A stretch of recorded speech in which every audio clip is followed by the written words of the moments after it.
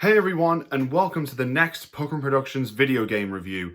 And today we're going to be reviewing one of the most recent video games to have come out, and one that I've recently beaten. I've finished the story mode of.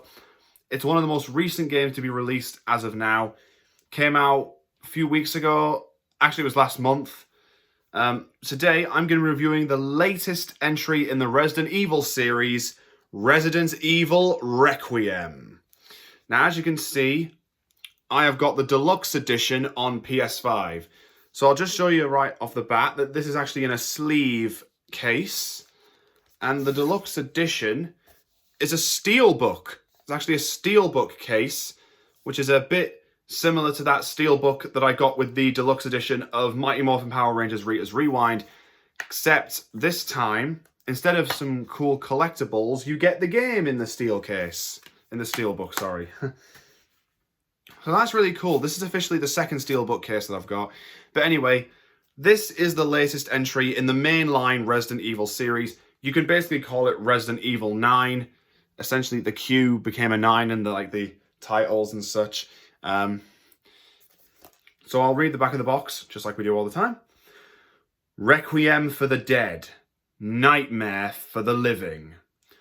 A mysterious death in an abandoned hotel triggers a descent into horror and shocking connections to the hidden truth behind the Raccoon City incident. Face terror. Defy death. Includes the following extra in-game content: 5 character costumes, 2 screen filters, 4 weapon skins, 2 charms, an audio pack, and additional in-game files.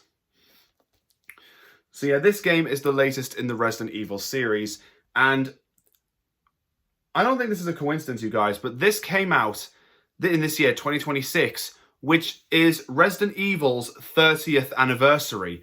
It's been 30 years since the release of the original game, and I think this game really knows that that it is essentially an anniversary title. So let's just go through the story. The story is, it follows a new character called Grace Ashcroft, who is an investigative analyst for the FBI. And she's given a case of murders at a place called the Wrenwood Hotel. But unfortunately, the Wrenwood Hotel holds tragic memories for her because that was where her mother, Alyssa, was murdered. And eventually we do find out that zombies are coming back into the mix. We've been getting more zombies again. And Grace does eventually run into the guy who's behind it all, Victor Gideon, who's like an Umbrella scientist. We're heading back to the Umbrella Corporation as well, who were behind everything in the first place. And we also see the return of franchise veteran Leon S. Kennedy, who we last saw in the Resident Evil 4 remake. And the gameplay that we got in the Resident Evil 4 remake has basically transitioned over to this new game. It's fantastic. So for starters, for the gameplay, you can actually switch camera perspectives. You can switch between a first-person perspective and a third-person perspective. Most of the Resident Evil games nowadays, particularly the most recent mainline entries, have been in first-person.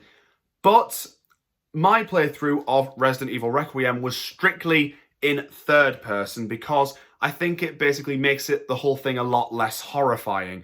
Did it for Grace and I did it for Leon. And the game does recommend you play it in first person to maximize the horror, but I didn't want to do that. I play a game to have a good time, and while it can be quite scary, I don't try to terrify myself. I really don't. Although I know this is technically the point with a horror game, but you know what I mean. So essentially, Victor Gideon is trying to release this thing called Elpis, but no one knows what Elpis is. And Grace isn't sure what it is, but she is taken hostage, and she basically tries to escape a care center with Leon's help, all while avoiding this massive creature known only as the Girl, which is essentially the new stalker enemy for the franchise. I have just recently become familiar with the term stalker enemy, where you basically have no way of fighting back against this thing. You can't destroy it, and you basically have to run away from it. And apparently the creature's sensitive to light, and Grace manages to use that to her advantage. She also meets this girl called Emily, who was kept, a blind girl called Emily, who was kept safe at the care centre, and they both manage to escape, but unfortunately, Emily is unfortunately killed shortly after, and she actually mutates into an abomination, and Leon is forced to stop her. Yeah, it turns out the T virus has made a return. The T virus is the original virus that caused the whole zombie outbreak in the first game, like in the Arkland Mountains with the Spencer Mansion and everything that happened in the second and third games. It's all coming back to and it is all coming back to Raccoon City. And Leon does eventually head back to Raccoon City, and specifically the Raccoon City Police Department, where his entire Resident Evil journey all began. That is a really nice touch, heading back to older locations. And we do also see a few returning staples from Resident Evil games. Like, for example, it's been a long time since we've seen them, actually, at this point in time. We had a giant spider in the game, and to be honest, this is actually my first time as a Resident Evil player. It's my first time actually fighting a giant spider, and it was absolutely terrifying. It really was, but not too bad. It was massive. It was just really scary, but you know, it's been a while since we've had that. And later on in the game, we actually see the return of Mr. X from Resident Evil 2. And most people remember him from the Resident Evil 2 remake. And this time you actually do get to fight him. He doesn't stick around for that long. But and eventually Grace is able to discover that Elpis isn't some sort of bioweapon. She eventually finds out that she was basically one of quite a few test subjects for Elpis, revealed by Gideon's right-hand man, Zeno. But eventually she finds out the truth in a hidden lab, that Elpis is essentially a cure. It's an antiviral agent, a cure for the mutations created by Oswald E. Spencer, who basically started Umbrella and this whole thing because he felt guilty about everything that happened. And the antiviral agent could actually help Leon and his correspondent, Sherry Birkin, also from the second game, who unfortunately were infected with the T-virus.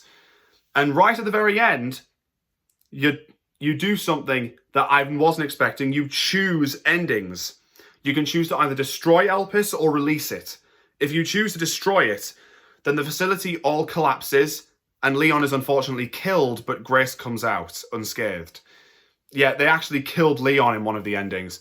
But if you decide to release Elpis, then Zeno and Leon are cured, and Leon has one final fight with Gideon in a nemesis form. Gideon is a nemesis, like from Resident Evil 3, that type of nemesis, puts him down, and everything just goes back to the way it was, because we finally have an answer to the viral outbreak. It's just absolutely incredible. So if you ask me, this kind of feels like a conclusion to the Resident Evil story, and is a pretty good one. It's a pretty good conclusion to the story. The gameplay itself, it's basic Resident Evil at this point. You hide from enemies, you collect supplies, you shoot at them if need be, you fight giant monsters, and it can all be quite scary. Like I said though, the game does recommend you play in first person with Grace and third person with Leon, but I played in third person with both of them because if I'm ever playing a horror game or something like that, I would prefer it in third person, because first person, that's just way too, and it's all in your face, just way too scary for me. And as a reward for beating the game, I got Grace's report on the whole thing, and a little behind the scenes video of the actors doing all the motion capture for it, which is really cool. It really is. Additional in-game files, does that say? No, I don't think that was the in-game files, no. And the weapon skins are basically like Film Noir, Apocalypse, and that's some of the costumes for Leon and Grace as well. And you can even dress up Grace in a Dimitrescu outfit, like Lady Dimitrescu from Resident Evil Village. And you can even dress Leon in his Resident Evil 4 look, which is absolutely brilliant. But yeah, all in all, Resident Evil Requiem is a fantastic game, a great entry in the Resident Evil series, and I just have had an absolute blast playing this game. And if you guys want to pick it up, I highly recommend you do. It is the latest entry in the series, and if you want the costumes and the filters and the weapon skins, and of course the steelbook, then I would pick up the deluxe edition. But if you don't care about any of that, just go with the regular edition. So anyway, I hope you guys enjoyed this video. If any of you guys have played Resident Evil Requiem, let me know what you think in the comments down below. Tell me what your favorite moments were, and I will see you in the next video. Take care, everybody.